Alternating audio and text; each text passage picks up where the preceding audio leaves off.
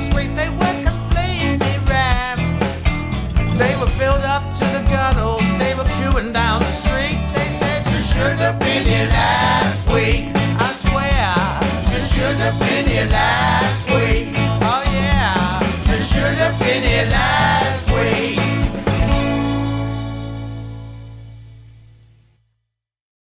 Hello and welcome to this wonderfully heckly episode of You Should Have Been Here Last Week, hosted by me, Paul Ricketts. I'm all on me lonesome in this particular one, and it's a special episode. It's basically going to be full of horror stories from comedians talking about when things go wrong, and specifically hecklers, when they ruin a beautifully well put together routine by shouting out some sort of shit at the perfectly wrong time. And the first two comedians we're going to hear from are Pam Ford and Nick Page. My favourite heckling story, I heard this from Will Smith, not the American guy, but the English guy, the posh guy that used to wear a corduroy suit with elbow patches on. He looked like a supply teacher. He was doing a gig at the Comedy Store, and some fellow in the audience had fallen asleep and was in a very deep sleep. And Will was on stage doing his set, and then this fellow woke up and he went, "Oh, do be quiet!" And then he realised where he was and went, "Oh, sorry, do carry on, young man, carry on." And that's the best heckle I've ever heard. Favourite ever heckle was at Gloucester Guildhall, where somebody heckled me not with words, but by throwing his artificial leg onto the stage. Now, there is no comeback to that. And what made it better was when I picked it up to throw it back, I dropped it because it was still warm. So that is a life lesson. If you need to pick up an artificial leg in a hurry, pick it up by the foot end and not by the damp sockety end. What made it even better was next day I got a phone call from a friend who lives in Gloucester asking if I'd been heckled by somebody throwing their artificial leg, because it was his next door neighbour who'd come round to explain to him why he'd done it, and he couldn't think why he'd done it. He just thought it would be a good idea. Wow. The second two comedians we're going to hear from are our North American friends, Will Hannigan and Spring Day. I don't know, I've had some bad heckles. Oh man. You got me on the spot. I have a bomb story. I have a good bomb story. Well, tell me that then. I was doing this gig in rural Canada in the mountains, and I did a joke about a smart car, which are very uncommon there. Everyone drives big trucks. And usually the joke does really well because they love making fun of smart cars. It bombs. It bombs really hard. And this is first 2 minutes of my set. I have to do 30. The dead silence to a sold out room. And then I get off, and during the intermission, someone from the fundraising team comes up to me and they go, "Hey, that was, we're all part of a fundraising team here, and last week one of our members got run over by a semi-truck in their smart car." Oh. Yeah. And I was like, "You couldn't have fucking told me that? You couldn't have mentioned it when I brought it up?" Did they know about your smart car material? No, I just started telling it, so I think they thought I knew. They thought, because I opened with it, and this had happened to them last week. They were all putting on a brave face to come out to watch the show, and I had no idea. This is like 8 hours from where I live. So I just drove up there. I was like, the smart car joke's gonna kill. And it's that's stupid to say, but the joke was about getting run over by a semi-truck while you're in a smart car. That was the joke. That was the joke. The joke was literally the thing that just happened. That just happened to them. You ever go back there? No, never. They'd never book me back. They ran me out of that town. Yeah, I would as well. Well, I thought we were on the same side here. No, when you tell a joke about someone... Now I feel like you're an investigative reporter. And they were coming out putting a brave face on it, and then you did that joke? I feel like I'm getting me too'd right now. I'm going to explain myself. But I don't know. I don't want to talk to you. Just you're going to the train station to go home, aren't you now? I am. I think you should do that. I am. Yeah. I'm not going to drive a fucking smart car home. Okay, worst ever heckle. I was doing a joke where I'm setting up about my husband being more disabled than I am. He needs a wheelchair, difficulty using his hands, needs a walker, all this sort of stuff. And after each symptom, this woman starts whooping like the football, cheering football, going, "Oh, yeah, yeah!" And I was like, "Excuse me, what's going on?" She goes, "My nephew has cerebral palsy." Yeah. And I was like, I kind of wish you had it right now.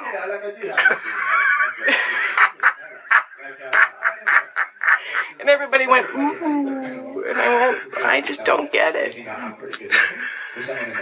Why would you whoop that?" Yeah, I don't know. I think she's just been very supportive in the wrong way. I suppose.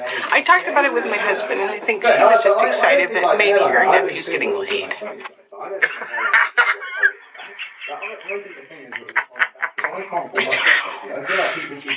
I don't think you should think about your nephew in that way. Okay. The second two we're going to hear from are Joe Wells and El Baldiniho. Okay, my best and worst heckle, I still wake up at night in a cold sweat thinking about this. I was doing comedy club for kids, which is exactly what it sounds like. They're doing stand-up comedy, but the audience are between 8 and 12. It was going quite well, I thought. I went up, I had some excellent material all about bogies and about going to school. And then about 5 minutes in, the most angelic looking child puts his hand up and he says, "Excuse me, when are you going to tell a joke?" And he wasn't trying to be unkind. He was earnestly asking me when I was going to tell a joke. And I still wake up at night sometimes thinking about that. Yeah, I was just saying about backhanded compliments. I get them all the time. I have them all through my career like that. And usually after a show, someone will come up to you and say, "Oh, do you know what? My wife really loved your set," which obviously means that I thought you were shit. The other one I get as well, we'll come off the stage and it's like, "Oh, is this your full-time job then, is it?" You know? And then the other one was, there was this lady at the back. She couldn't breathe laughing at you. Like no one else, but this lady at the back couldn't breathe. She was on her own, yeah. So I just get loads and loads of backhanded compliments all the time, all the way through my career. But you know what? Fuck 'em. Yeah, I've just got to say, I think you're one of the best acts that I've worked with tonight. I love that one. Brilliant. That's another one to add. Cheers, Paul.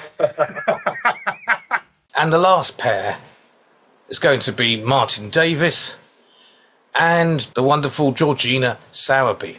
Right, I was doing a gig once in it was a music festival outside Rotterdam, and we drove to the gig, and I was on stage playing to about 3,000 people. I don't think I've died to so many people in my life on my arse. And the Dutch are so lovely because there was a music tent next door, so they couldn't really hear me. And the Dutch, they don't really heckle. They go, "Please, can you go? Please." And I said to him, "Well, I'd love to go, but I think I'm contractually obliged to be here for a certain amount of time. And also the MC's gone and had a wee. So I need to look round and see him there before I go. But don't worry, I'm not going to overstay my welcome at all." So I've come off really, really upset about the gig. Said to the promoter, I don't want any money, fine. So then we're driving back to Amsterdam, and I was on with Andrew Maxwell, and I got it into my head that in Holland everything's flat. It's flat. So we stopped at this petrol station, went to use the toilet. They couldn't find the key to the toilet, so we went, we'll just go and do it in the bushes. So we went off to the bushes, and I saw these bushes, and there was this railings, and Andrew went to pee through the railings, and I went to climb down, and Andrew looked at me and went, "Where are you going?"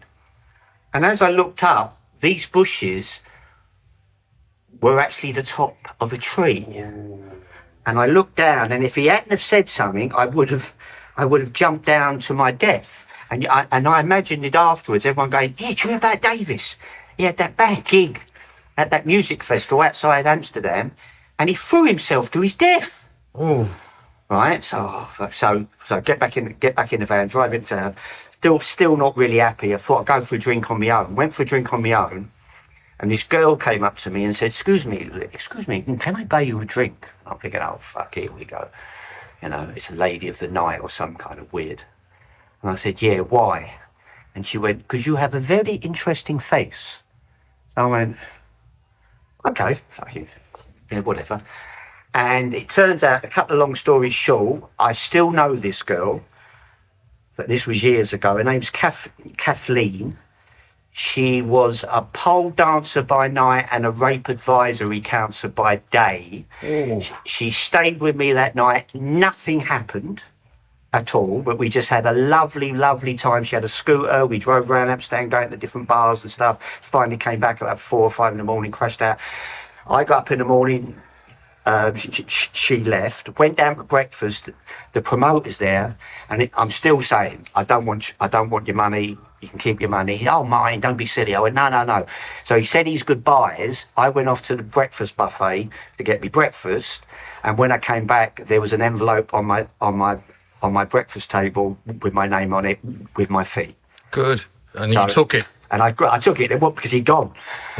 So that's my story. Yes, that's what a pro should do. Yeah. You should disappoint people. I always know. And take the money. And I've done it since sometimes when I've said I don't want your money, but I always give people free. I'll go, I don't want it. I don't want it. And if they say it the third time, I go, oh, fuck it. Yeah. I love it.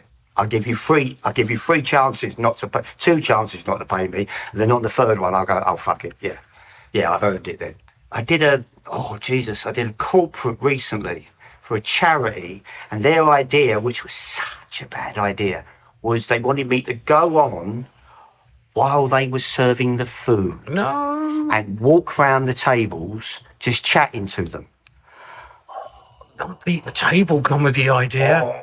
Well, you've had table magic. Yes. Why not table? It was so. And what was funny was, first table didn't like me. Second table liked me a bit more. Third table really liked me. But then I thought, well, I can't stay here because there's fucking loads of tables. But this table, I could have stayed there all night talking to them because they liked me. But I think I did about 5 or 6 tables and went, this is such a bad idea. I'm just knocking this on the head. Came off, gave the thing and said to the fella, no, right, just keep your money. Left, and I think I sent him an email saying I hope I didn't spoil the mood of the night, and because it was a charity raffle thing. And he said, no, I need your bank details. Oh, nice. And I just went, do you know what? Yeah, fuck it. I did earn it. Do you know what I mean? Yeah. So your worst heckle, Georgina? It's not for me. It's what I've overheard in the box, obviously. Yeah. There was someone on stage and they weren't doing very well. And a really big guy got up in the second row and I thought, we've got some problems. So I went out of the box ready to take him down if you need to take him down. And the comedian said to him, is there a problem? And he just went, I just want you to be funny. And the other one was a comedian on stage, and they were doing their best. And they were doing okay, actually. They weren't doing really badly. But from the back, this voice just went, why are you doing this? I think the questions are the worst. Because you can't answer that, Why can are you doing this? I mean, I just thought that is so cutting.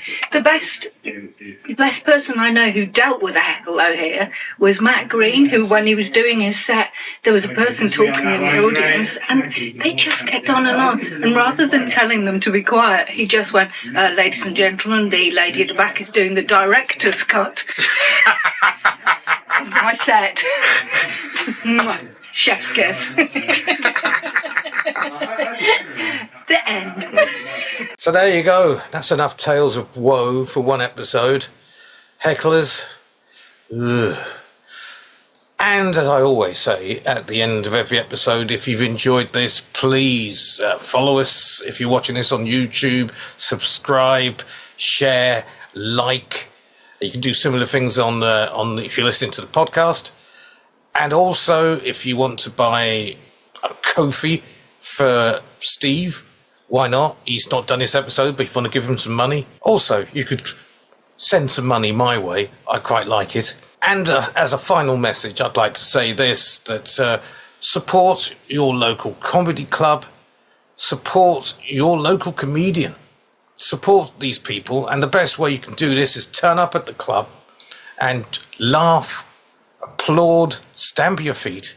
But whatever you do, don't heckle and get involved when you don't have to, unless you've got something really, really funny to say. We'll see you on the next episode. Bye-bye. They said you should have been here last week. I swear you should have been here last